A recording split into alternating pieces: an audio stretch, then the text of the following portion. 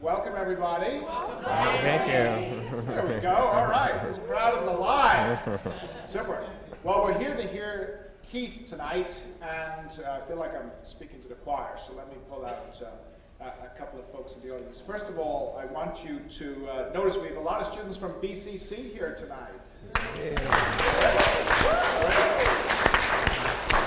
Really super. You guys are welcome. You guys and girls are welcome all day long and all night long too. And we have some of our apprentices, Bob, some of our apprentices were helping out tonight. I think they're running surveys. Great, great, great. We're running towards the end of the series that Jim Lopes put together. We've got one more with Chris Guston. Did everybody see Chris Guston's? Yes. You'll like that, eh? So that is in honor of our outgoing chairwoman of the collection committee, Fran Levin, who's right here.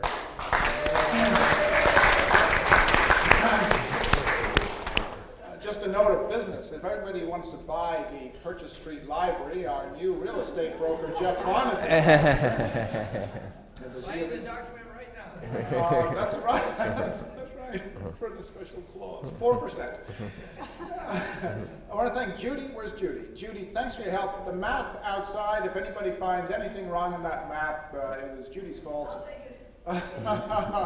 Thanks, Judy, for the help. Thanks, staff, too. That's a great map. I think it's going to be a great educational tool. Now, this book, maybe some of you have heard me promote this before. We're very proud of this. Stuart's here. We've got really three amazing things going up on the 11th. One is this book, which we're going to be unveiling. But you shouldn't buy this book, actually, because this is just the plebeian trade edition for $65. What you really want is the limited edition for a paltry $250, which I know is just a fraction of what you give us anyway for the year. And you will then have one of those. It's one of 300.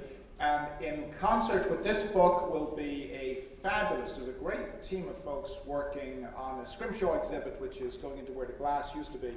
And it's really quite amazing what they're doing in there. And we have the book, we have the exhibit, plus we have the Scrimshaw Symposium on the 11th, 12th, and 13th. So come along to that. It's going to be a great, great weekend for us. Maybe some of you have seen the Milliken show, which we hung the other day. We're going to open that at the same day as the annual meeting. So, you know, sit through a couple of reports. We'll keep them brief, and then we'll go and have some good wine and go to see that exhibit. A lot of exhibits opening on June 23rd. We're combining a lot of exhibits and opening them all at once. There's an exhibit on the National Hero of Cape Verde. Mike Dyer is working an exhibit on the lower board building area. The mezzanine is going to be filled up, replete with artifacts and ethnographic material.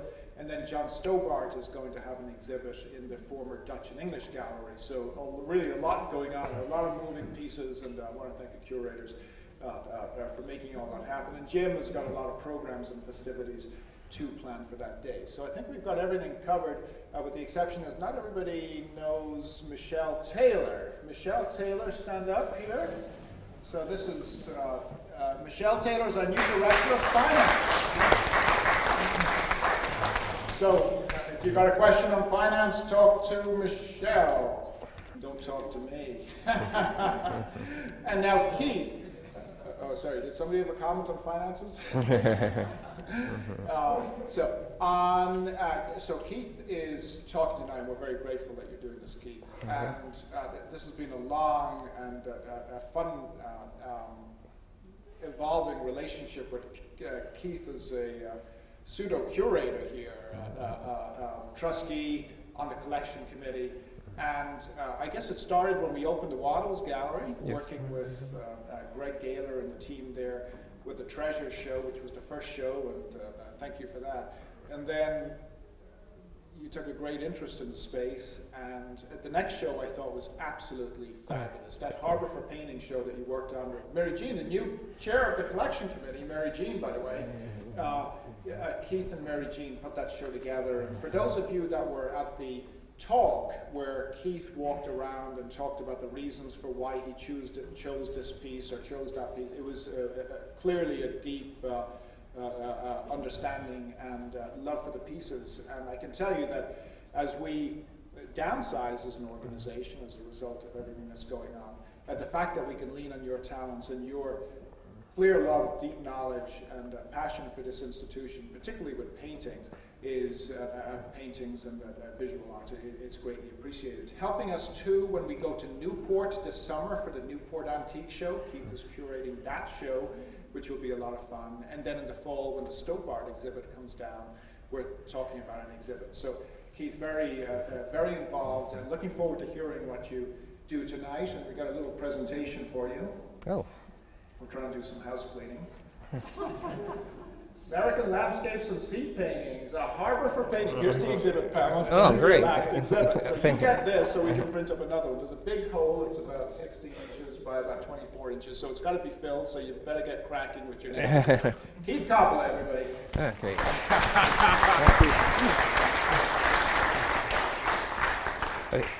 I thank you, James. And I'm not used to a microphone. Can everybody hear me? Is this the right way? Okay, very good.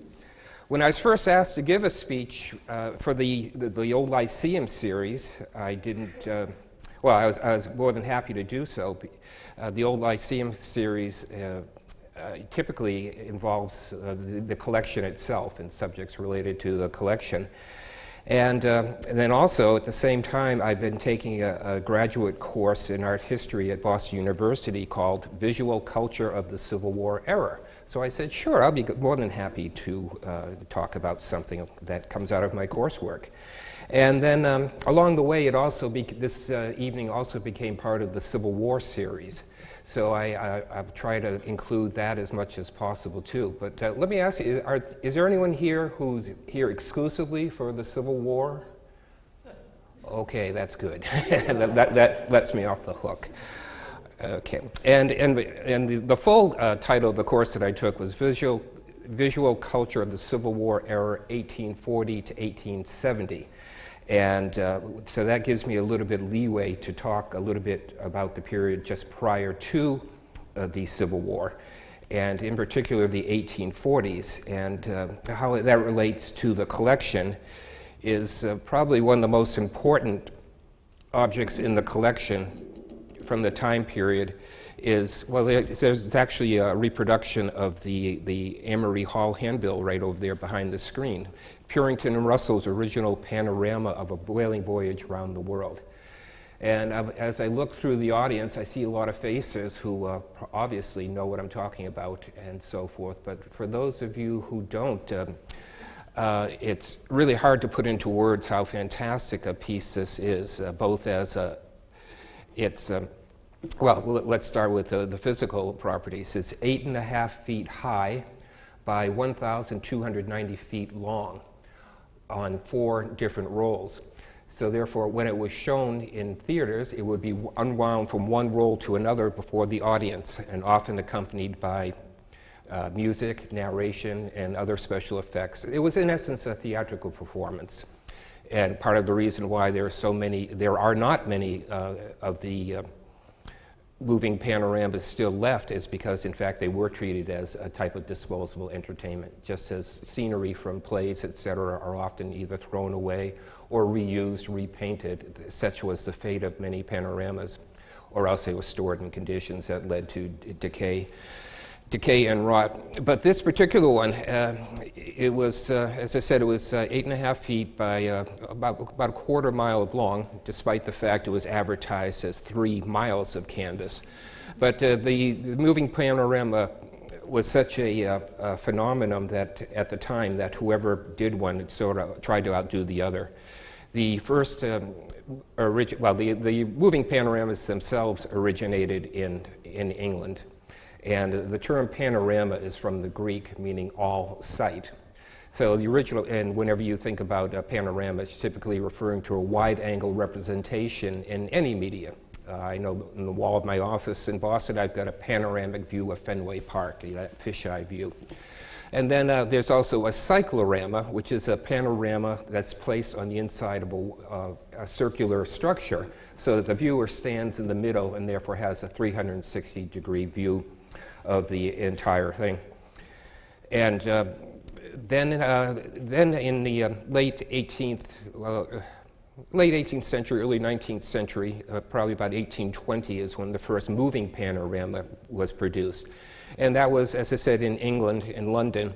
And it was different from the other ones in that the pictures themselves actually moved. And as I said, it was typically rolled on a canvas on a roll, which would be moved in front of the audience. And then the phenomena was exported to the United States, and the first one was a moving panorama that was shown to the public. It was a trip down the Hudson River, which ultimately led to John Banvard's production of A Trip Down the Mississippi River. He also advertised it as being 3 miles of canvas, and it turned out to be a very successful production.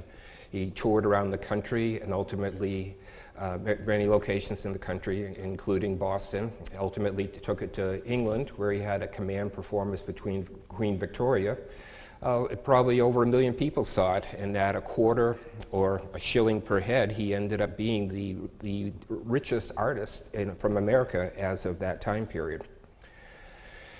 Now, going to the 1840s, Banvard's production was in Boston in 1847. And 1847, the artist Benjamin Russell of New Bedford had returned from a whaling voyage in 1845. He left for that voyage in 1841. He had originally been from a wealthy whaling family in New Bedford, served on the board of directors of the Marine Bank. But in the banking disorders of 1833, 1834, which for the history students, that was the Jacksonian banking crisis, where Jackson fought against the National Bank and so forth. And as a result, many banks were calling in their loans. It was a nationwide constriction of credit. And one of the banks that was affected was the Marine Bank of New Bedford. They ended up calling in all their loans. And Jeff, this poor unfortunate soul, had overinvested in real estate. The Russell family had engaged in a pattern of material ostentatiousness, and they had to, in order to pay the notes for the bank, they had to sell all their properties. There were 20 properties, including mansions, that were auctioned, and as well as personal property. And at the end of it, Mr. Russell, Benjamin Russell, was still in debt.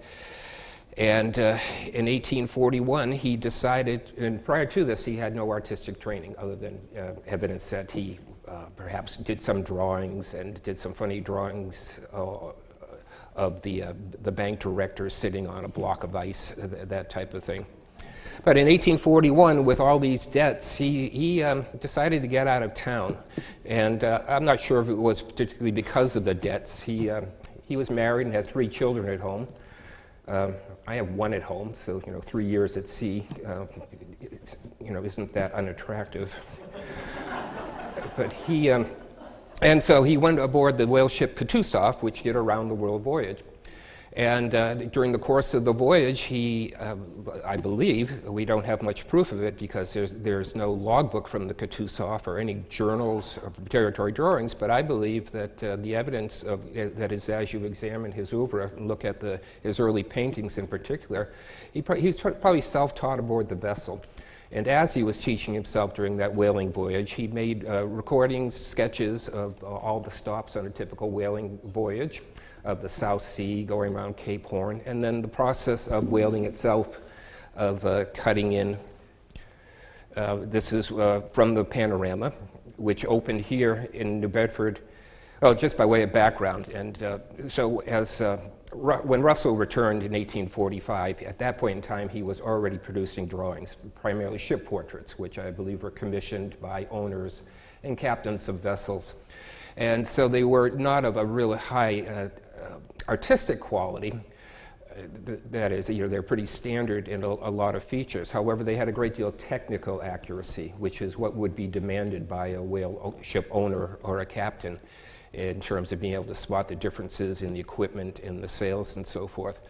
So when Russell returned home in 1845, he was pretty much engaged full-time in trying to make a living through his artistic efforts using his intimate knowledge of whaling. And in 1847, the moving panorama phenomenon was in full bloom in the United States. And there were, for instance, if you look at Amory Hall in Boston, which is where it opened in April of 1849, if you just Google that and look at the calendar for Amory Hall, you'll see that throughout the entire year there were several moving panoramas that were playing. In effect, they were the original motion pictures when you think about it, because the birthday of photography was 1838, and the moving photography many, many years later.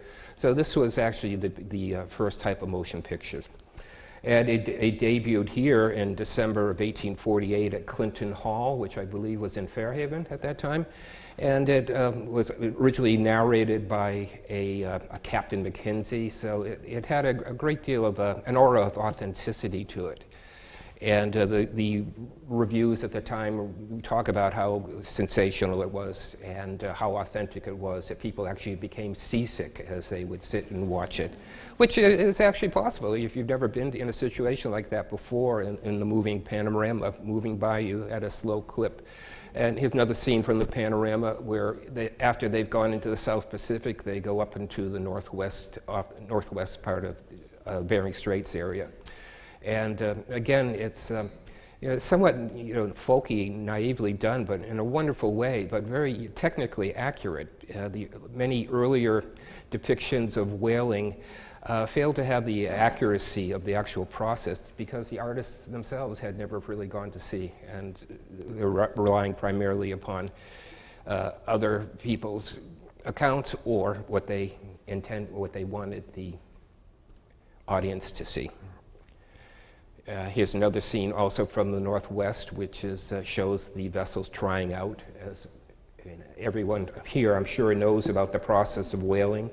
That is, after they harpooned and were able to kill the whale, they would bring it alongside and cut it in, where they would slip the blubber off, just like peeling an orange.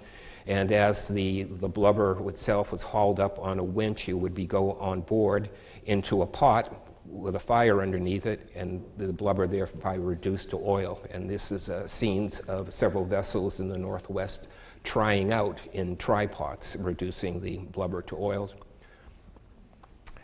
And the Panorama wasn't a great success for Mr. Russell, because apparently at the time that he did it, he was still in debt when it was over.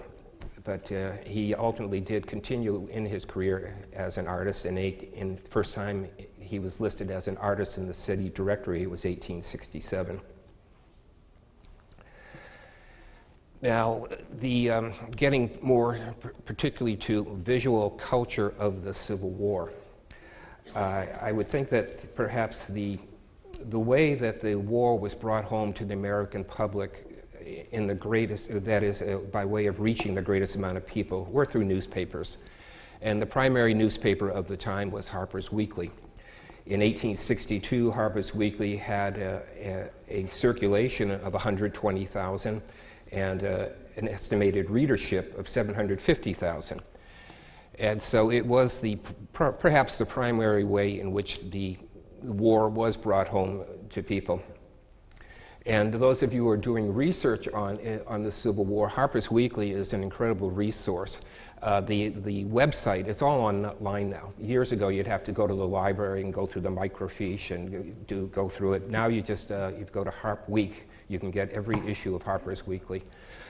And this is an example of the front page from February 1862, obviously showing. And it goes without saying, too, that it was definitely pro-North Union. It was a northern newspaper. At the time of the Civil War, there were still about 3,000 newspapers in the country, however, very few in the South. There was the Southern Illustrated News, which lasted for 25 months, based in Richmond, Virginia, but there are very few records of any of the other Southern newspapers left. But primarily in New York, we had Harpers Weekly, and then James Gordon Bennett's New York Herald and Horace Greeley's New York Tribune. Prior to the war, there was a great deal of competition between Herald and the Tribune, and they both had very differing political agenda. Bennett's Herald was a Democrat paper, which was more pro-slavery, And Horace Greeley's New York Tribune was a Republican or Whig Party paper, which was in favor of abolition. However, once the war began, they all decidedly came in on the northern side, and their articles and the papers themselves were always keen on presenting the Civil War in the light most favorable to the North. That is, as you're going through there, if you do go have research going through the Harp Week, I don't think you'll find too many articles about the disasters or battles that were lost by the North. In fact, it focuses more on this. Now, some of the, in terms of the visual culture, some of the famous people who worked for Harpers Weekly include primarily Winslow Homer, and an additional one who began at when he was 19 years old was Thomas Nast. Perhaps you've heard of Thomas Nast. He was most famous as a cartoonist, and he did those cartoons of Tammany Hall that were very popular, Boss Tweed, and those type of things. Well, Thomas Nast had his beginnings with Harpers Weekly. And the types of things that they would send home would vary, of course. This is the launching of the U.S. State Steam Corvette Richmond at Norfolk, Virginia in 1860. And this one I wanted to include because this is a Thomas Nast. You can actually still buy a lot of these Harpers Weekly papers, and you'll see that they're available online, typically about $10 or $20 each, with the exception of the ones by Winslow Homer. Those, I can imagine somebody back in the old days in New York Public Library would sit down and read the paper, take them out, and that's how they got their Winslow Homer. And so the Homers sell for about $200 each, something like that. But this particular one is Thomas. Oh, okay. I've never used one of these. It's a T-Nast, and very interesting the way he's portraying things. The Union, of course, is there to free the people. And here you see there's an African American who's helping one of the poor soldiers, while at the same time the Southern boys and the officers are really giving the troops a hard time. Title is a group of Union prisoners escorted through a rebel town.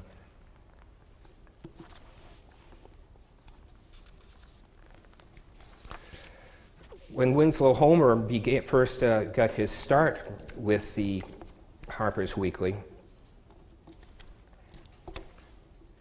he was one of the original, he and Thomas Nast were one of the original reporters who were embedded. This is a term that I first heard used with the Gulf War, where reporters were embedded. But so I don't know if the term actually existed then, but Winslow Homer and Thomas Nast were embedded with the Union Army under General Sherman.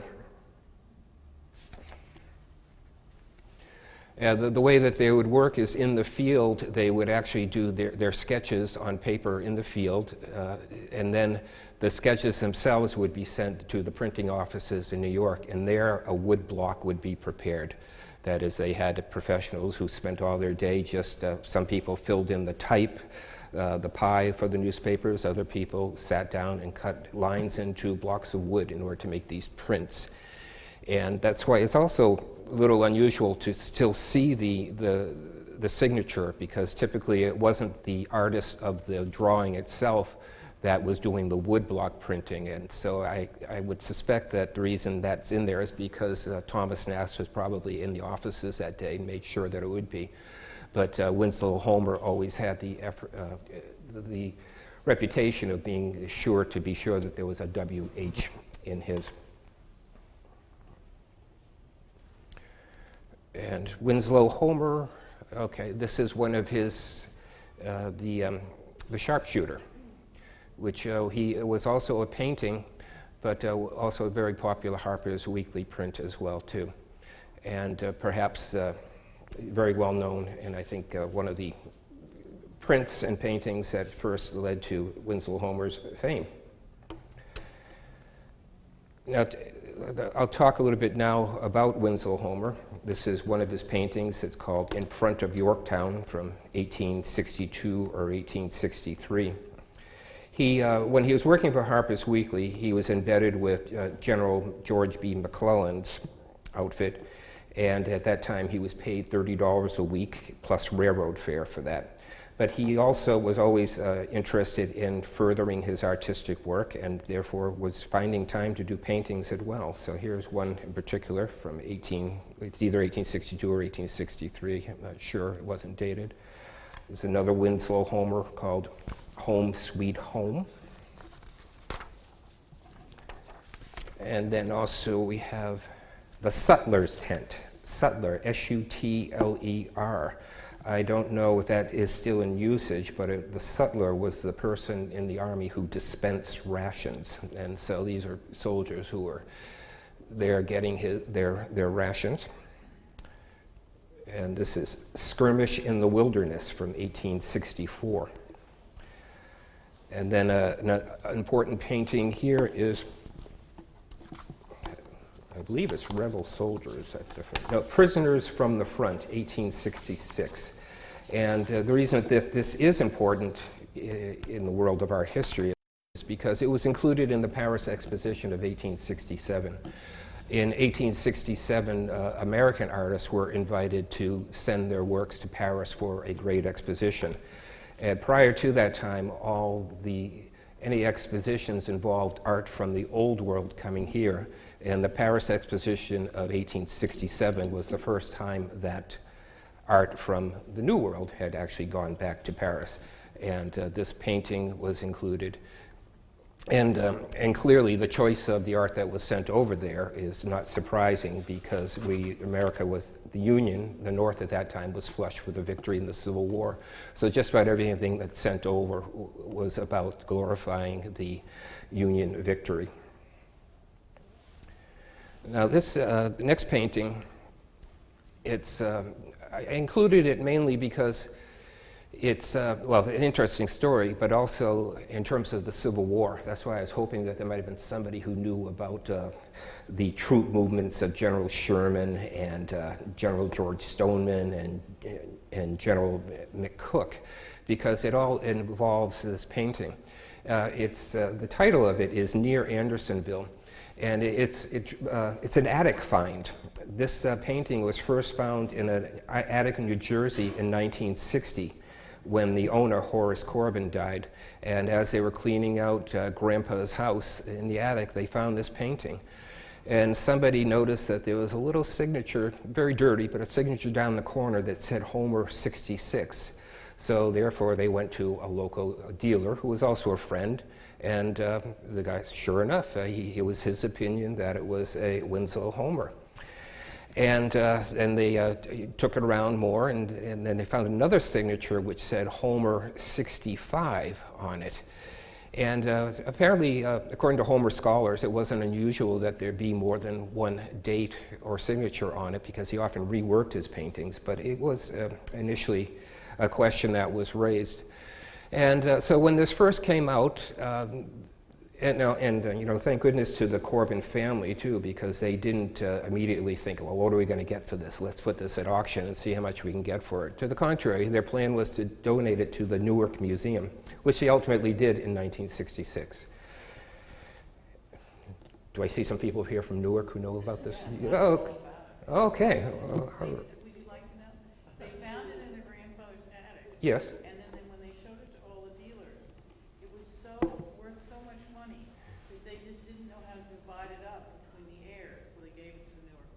Well, that's a good way to deal with it. I hope that I'm as successful when my time comes. And all your heirs. Okay. Well, when it was first found, it was given the name of captured Liberators. And the reason for that is if in the background here, you'll see that there are some Union soldiers that are being marched by Confederate soldiers. And so therefore, here we have an African American who's soon to be emancipated, but her liberators have been captured. So it figures. And then when it went to the New York Museum, it acquired the title At the Cabin Door. And it retained that title for a while, but there was a lot of research going on about it. And what happened was there was a researcher, I believe, who was in a library looking at old newspapers in San Francisco, who found a reference to, a contemporary reference to a show of Winslow Homer's paintings where there was referred to a painting called Near Andersonville, and it was the same size as this. So it got a fresh look. And then as people delved more into the Civil War history, because a lot of the history of the Civil War was mainly with the victories as opposed to the defeats, but to the extent that it's been rewritten or regurgitated, whatever, and the losses often fall into the background. However, there was, in 1864, a couple of very serious setbacks for the North. In particular, if you've seen that movie, what is it, with Jude Law, where he plays a Confederate soldier, and he's Spring Harbor or Spring Mountain, Cold Mountain. There's a scene where where they're in a battle and they're all throwing their bayonets and knives into a great pit that has just happened. Well, that was what was called the crater in Petersburg, Virginia. The Union forces had surreptitiously slipped up during the night and put a bunch of explosives in the bunker, thinking that they would blast it and just find their way in. But what it did was it just created a large crater where they were just shot like sitting ducks. And so that was actually a great defeat for which Grant basically took the heat on that. And then at the same time, July of 1864, General Sherman proposed a military maneuver. And that was, at that time, they were still attempting to secure Atlanta. And General Sherman proposed a plan whereby they would cut Atlanta's rail link to Macon by having two groups of soldiers and horses and mounted cavalry, about 8,000 men and soldiers, come down around Atlanta in two sweeps. To the west, Brigadier General McCook was to come down, and then at the east, swooping around Atlanta, was Major General George Stoneman. And at first it looked as though it was going to be a successful maneuver, but as Stoneman was coming down from the east, there was a bridge that they had expected to be there, which all of a sudden wasn't there. And as a result of Stoneman not being able to come down through the east, McCook was left alone to the west. And McCook in the west was outflanked by the rebels, and all his troops were taken prisoner. And the prisoners ultimately ended up in Andersonville prison, which of course, and in fact, that was one of the original goals of this particular move, was that they thought that if they could come down and first of all, to secure Atlanta by taking Macon, that after they took Macon, they could go to the next step, which was Camp Oglethorpe in Andersonville. And so their goal was initially to come down and be able to rout the rebel forces and then release all the prisoners which were then at Andersonville, because it was just under construction then. It hadn't quite yet become the place of death that it later did become. And by the way, the commandant or whoever director that ran the Andersonville prison was the only rebel soldier that was convicted and tried and hung for war crimes out of the Civil War. The basis of Reconstruction was so much under Johnson, was more to reheal, that is, reconstruct, put the country back together again, as opposed to seeking judgment.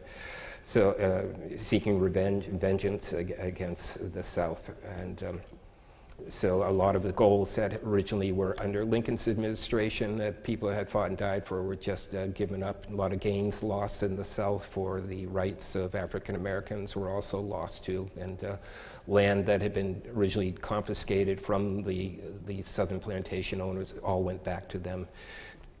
And there were efforts to provide freed blacks with land, that is 40 acres and a mule. The Union Army was full of, had lots of leftover mules, so they were going to give every freed black man 40 acres in the Sea Islands off the coast of the Carolinas and Georgia, plus 40 mules, plus mules, 40 acres and a mule. However, after the war ended and under Johnson's administration, that never occurred. There were occasional situations where in the Sea Islands off of Georgia, where towns had actually begun, and the freed slaves had actually set up administrations and small governments, but it was all taken away from them at the end of the war in the interests of bringing the country back together again. But back to this particular one near Andersonville, as I said, one of the major disasters in the war was the fact that where they originally started in an effort to free the prisoners from Andersonville, they actually ended up in the prison itself. And then through the research that was done, as I said, a woman found someone in San Francisco was researching, found a newspaper account of a Winslow Homer painting called Near Andersonville. So after putting two to two together, and also the family that donated this, the Corbin family, going back through their genealogy, it turns out that there were some people who were active in the Civil War and so forth. And then another one who had been a nurse who came up to New York, who was probably the one who was in New York at the time that this painting was being shown, is probably the first one to have bought it. So therefore, it's a Civil War mystery that was unraveled. And here we have Near Andersonville. And rather than being captured liberators, in fact, what we see is a view where they're being marched off to Andersonville prison. This particular painting has also received a lot of study by Winslow Homer's scholars. I think a lot of scholars want to attribute the best motives to their artists. And Winslow Homer came from a northern family. He lived in Cambridge, Massachusetts in the 1840s to 1850s, and then moved to Belmont. He had a brother who went to Harvard, but who also fought in the Civil War. But they were also known to be quite active with the abolitionist movement. And as we know, 1852 is when Uncle Tom's Cabin came out, and Cambridge, Boston, the North in general was really a hotbed of abolitionist activity. And so as scholars look at this and talk about Homer, they like to talk about how it's really the imagery, the iconography that exists in here. And for instance, they would point out that here these planks, well, any party platform has planks. So they would relate to this about the platform of the Whig, the Republican Party at that time. And also, too, at the cabin door, they would refer to the fact that she is anticipating what is to happen. That is, she's at a crossroads. You have one coming here, one coming here. At a crossroads, what is going to happen? On the one hand, she has been emancipated, but on the other hand, there are the soldiers there. So it's often been attributed as a view of looking at the crossroads. In fact, I don't agree with a lot of that, because in art connoisseurship, you often talk about agency. That is, the extent to which an artist invests agency in a subject. And I just, for instance, I don't see that this particular subject investing a lot of agency in this particular person, because she's just sort of sitting back and waiting to see what happens and looking to see what happens, and all her events are being controlled by somebody else. By contrast, here's Eastman Johnson. Eastman Johnson's A Ride for Liberty, The Fugitive Slaves from 1862. I think that's the most dramatic painting of the Civil War, because here, Ride for Liberty, they're actually, they're embracing freedom, grabbing it and going for it. I think it's just really an outstanding painting. And probably if there's any one painting that was to exemplify the issues that were fought for, it would be this particular painting. I'm from that time period when I was in high school, where they taught that the Civil War wasn't totally about slavery. That is, it was mainly about individual states' rights, and that was why the states wanted to succeed. And I can remember in a 5th grade history class being told that the slavery issue really took second place. But in fact, I've come to believe now that in fact slavery was the predominant issue of the Civil War, and has continued to be. The fact that that peculiar institution existed has become a really serious mark upon our culture, our society, and it's something that we're still trying to overcome the effects of. But nonetheless, this is Eastman Johnson from 1862, A Ride for Liberty, The Fugitive Slaves.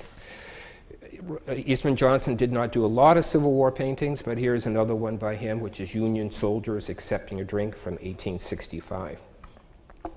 Well, if we're talking about a visual culture of this era, that is, of the 19th century, I think there would be no discussion of visual culture without considering Currie and Ives. Currie and Ives were referred to as the printmakers to the American people, and I'm sure you're all familiar with Currie and Ives prints. They were mass marketed for the American public, lithographs printed on stone in 1, 2, 3 colors. Sometimes they were just plain like this. Other times they were filled in by hand or had a stone for the color as well.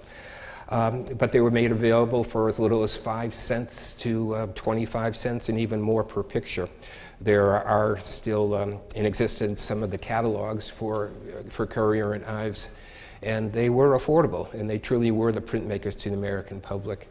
And during the years during and after the Civil War, they produced a total of 95 prints with Civil War motifs.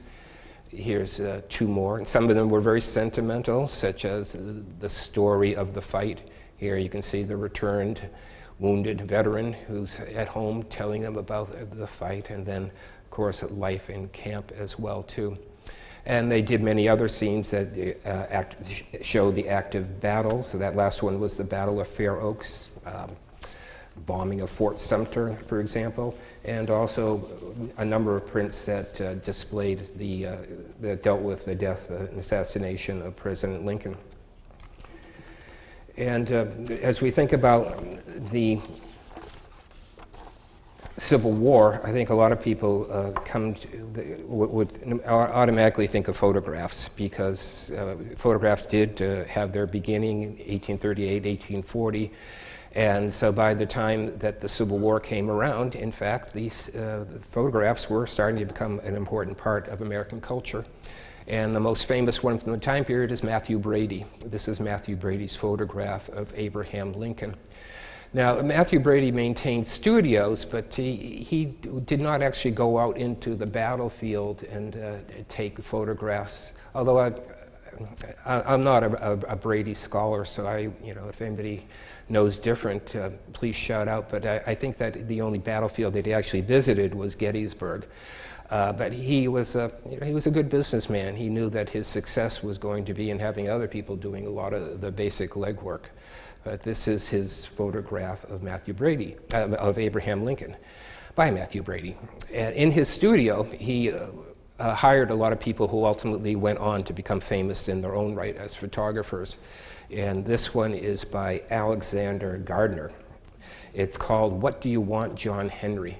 Alexander Gardner prepared a series of photographs, and they were put in and sold in 2 books, a total of 50 in each, or for a total 50 in each, for a total of 100. Alexander Gardner's Sketchbooks of the Civil War.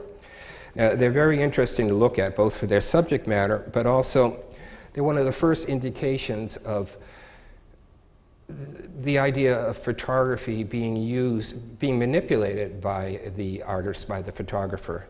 That is one of the first instances where photography was not necessarily showing reality. That is, a lot of people who think about photography think, well, that's why it's so great, because it shows reality. What Gardner did, he was the first to use photography to depict reality as he wanted you to see it. That is, when these were produced, they were in books, 50 each. And I've gone through both sketchbooks. They are in the collection of another museum that I work with. And as you open them, in front of each photograph is a written text. So even before a viewer would see the photograph, they would be given a few paragraphs about what they were about to see. So you're already told about what you're going to see. And this one is called What Do I Want, John Henry? And it's actually, it's a very racist book. There's John Henry there. and this is, but for being a Union officer, would otherwise be the master. And he goes through and talks about, caricatures about John Henry and the way that he talks and so forth. And it's, what do I want John Henry? And he would always respond the same way. So another situation where the mass media was sort of perpetuating the enslavement, subjugation of African Americans, because this was a normal part of the culture. This is also by Alexander Gardner, who did go out and do photography in the field himself. This is a burial party, Cold Harbor, Virginia, 1865. And then he photographed President Lincoln at Antietam in 1862. And within the photographic sketchbooks is this one, and this one is by Timothy O'Sullivan. And Timothy O'Sullivan later became a famous photographer. He did a lot of, as the westward expansion was occurring, he did a lot of the original photographs of the West.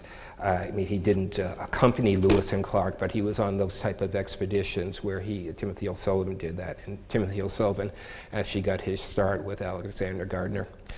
And here is another Timothy O'Sullivan called Elk Mountain. It's a view overlooking Antietam, the battlefield of Antietam in 1862.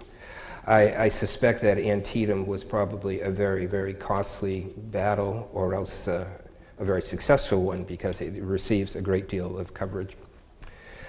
Now, in the series that we're here for tonight is the Lyceum series, in which we're supposed to be addressing the collection. And one of the better paintings we have, well, they're all great, but the very important painting that we have in the collection is this. This is Albert Bierstadt's Gosnold at Cuttyhunk. I sometimes confuse it with Gosnold at the Smoking Rocks, which I believe is by William Allen Wall, the same thing, so I hope I have it right this time. Nonetheless, it's by Albert Bierstadt in Gosnold, and it is in the collection. Sad to say, it's the only Bierstadt painting in the collection.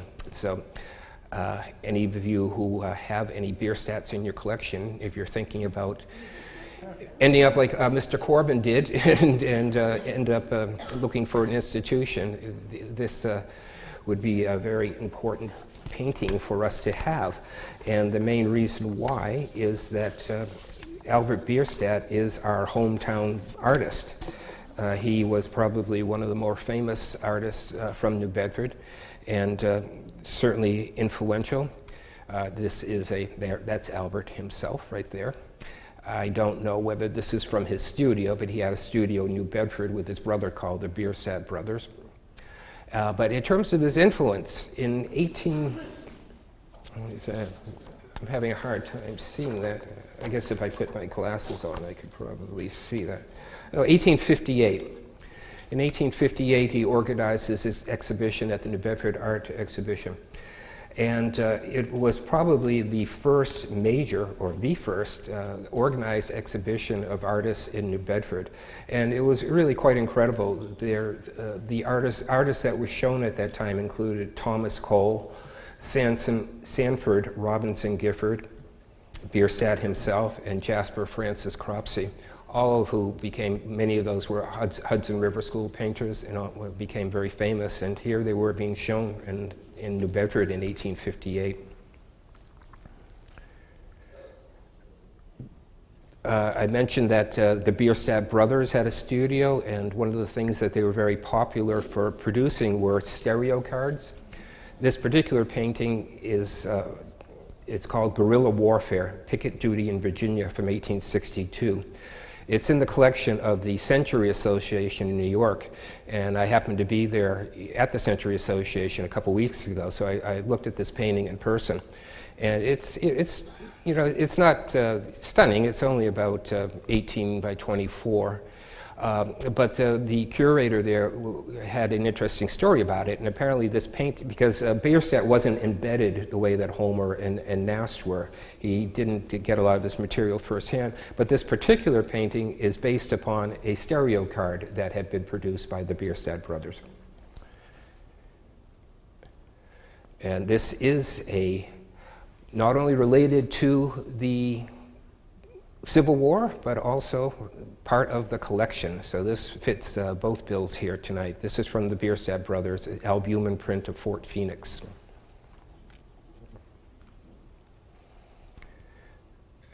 This is also from Beerstep Brothers. The whale ship is it Sharon? I forget. I think it was whale ship Sharon. And they had an active business making stereo cards. And these, I'm going to show you some stereo cards. These are not by the Beerstep Brothers, but they are in the collection, so therefore they're very good to incorporate here in this talk here. But as an example of stereo cards, they essentially were in the form of a postcard. If you turn this over, it will have a further description of the view, and most of these have stamps on them too, with addresses. So they were sent, and then whoever received them would view them in a stereo optical viewer. And so here are some examples which are in the collection. Again, the defenses. And this, what you see below is really just the publication data and so forth. The description of what you see is on the reverse of it. But clearly we have some forts here that have taken a great deal of cannon fire. And this is a monitor ship. I'm sure you've all heard the story of the Monitor and the Merrimac and the ironclad warfare, sea warfare that occurred during the Civil War. Apparently, when the Merrimac was first was the southern ship, and when it first became prowling airships, I guess there was an ironclad craze that went on, and all the shipyards in the north began building their ironclads.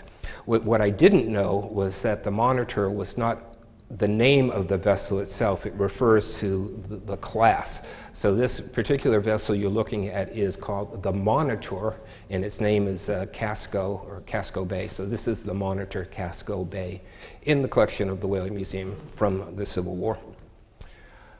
More stereo cards. And it seemed as though death was always a very popular subject, but it did, of course, bring home the horrors of war. Oh, I just occurred to me, I wanted to go back to the photographs of Alexander Gardner. And I talked about how that they were sort of represented what he wanted them to be, and what he wanted you to see. And if I can just get my thoughts going here for just a second.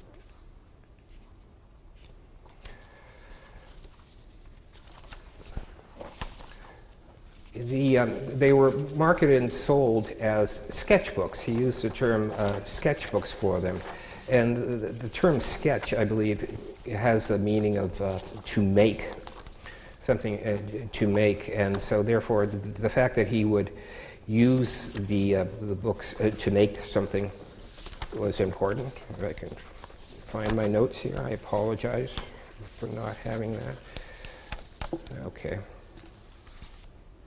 Well, we can just go on from there then. Go another look at Bierstadt.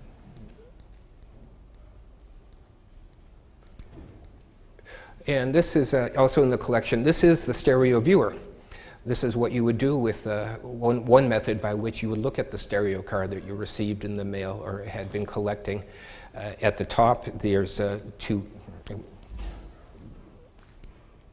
little doors with hinges. In between, I guess, is where you would stick this card down in, and keeping that open is what brings light in. And so as you look into the two viewers there, you know, as there are two slides, you get something of a three-dimensional view of the stereo. Also in the collection are these cabinet cards of Frederick Douglass. Frederick Douglass spent time here in New Bedford, and it was the style of the day that to your friends or people who came to your lectures, whatever, you would often give them cartes de visite or cabinet cards, and these are cabinet cards which would have been used at that time. Oh, okay, it just came to me what I wanted to talk about Alexander Gardner, and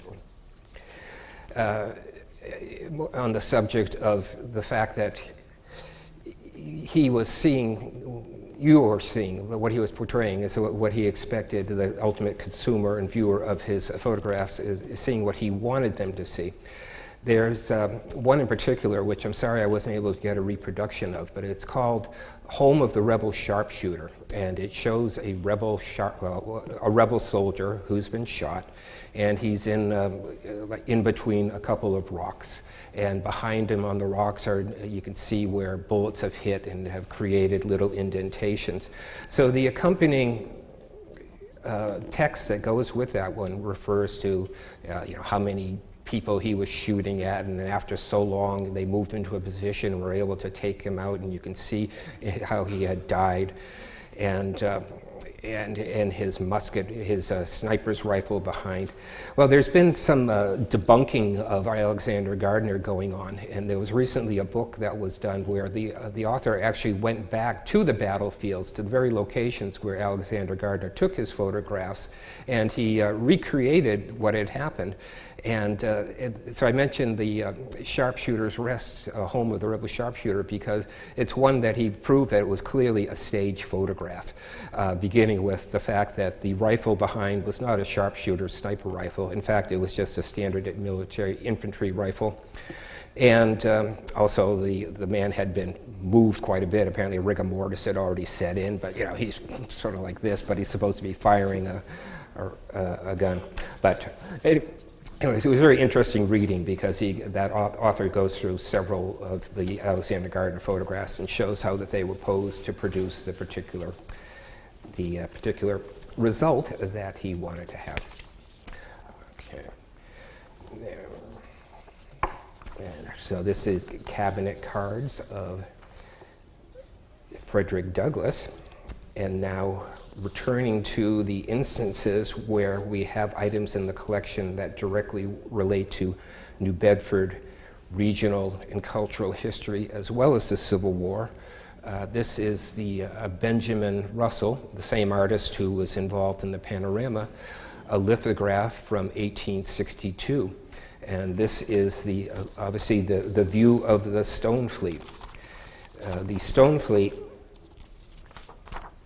was in 1871, a number of vessels, whale ships from New Bedford, were purchased by the United States Navy, and for the sole purpose of being sailed down to Charleston Harbor and to be scuttled so that they would attempt a blockade of Charleston Harbor.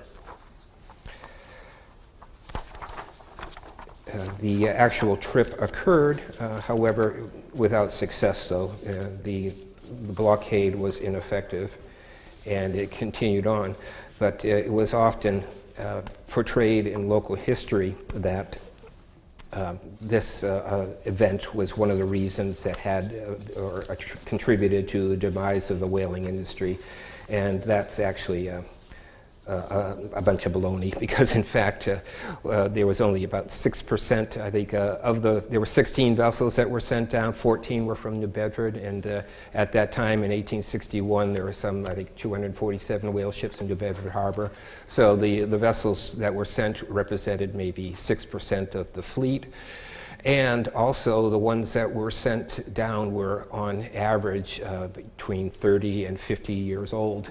So as a result, they had already paid for themselves, outlived their usefulness, and the U.S. Navy paid those ship owners from New Bedford somewhere in the vicinity of $54,000. So vessels that had already been paid for, they were sold to U.S. Navy for a then considerable sum. So it actually turned out to be quite a very good deal for the whale ship owners.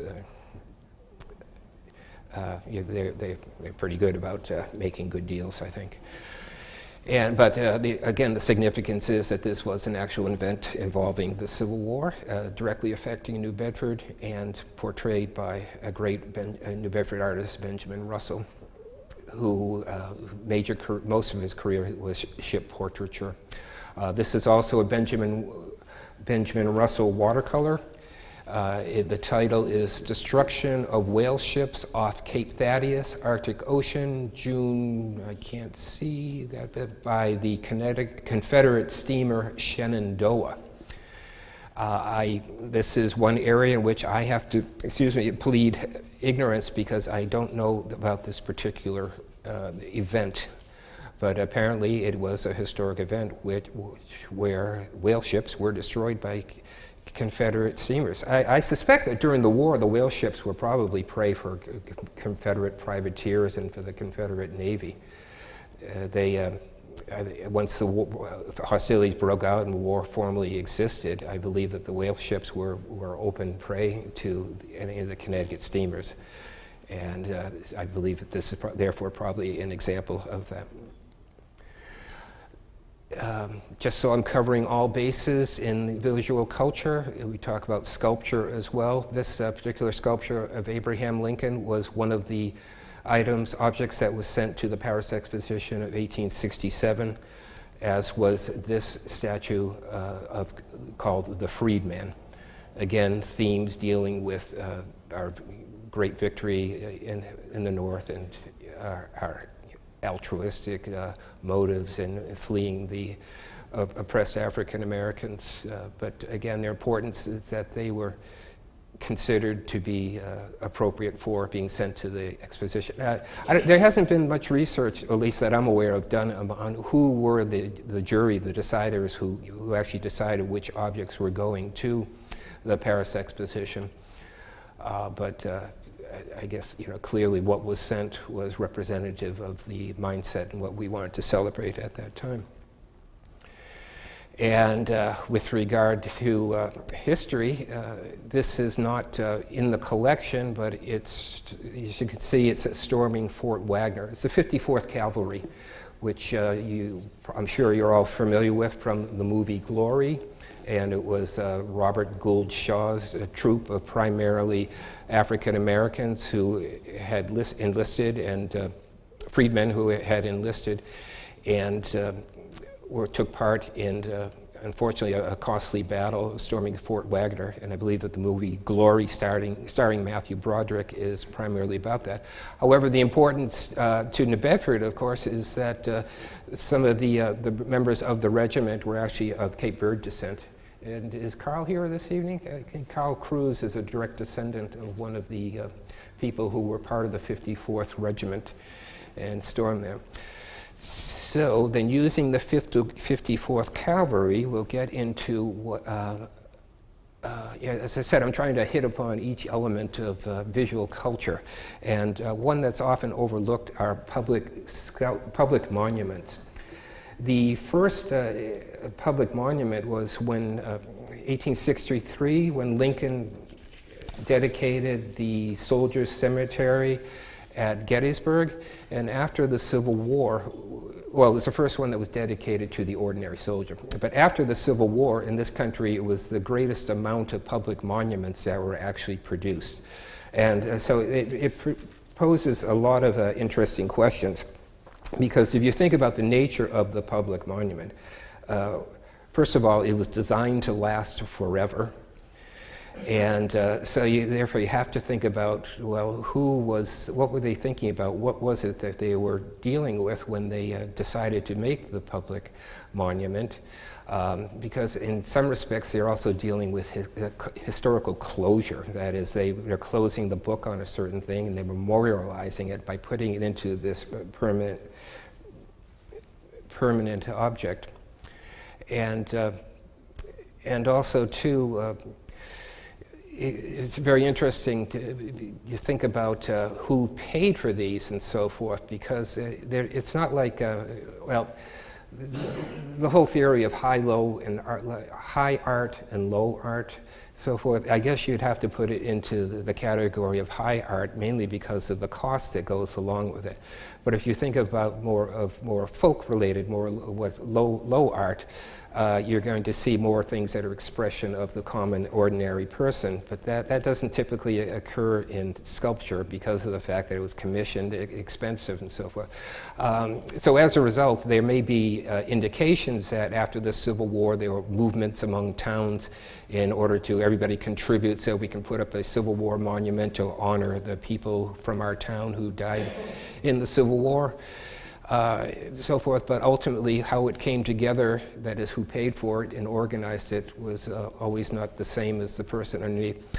Although I am told that up in Maine, apparently Maine, almost every little town has some sort of memorial that is more representative of the population as a whole.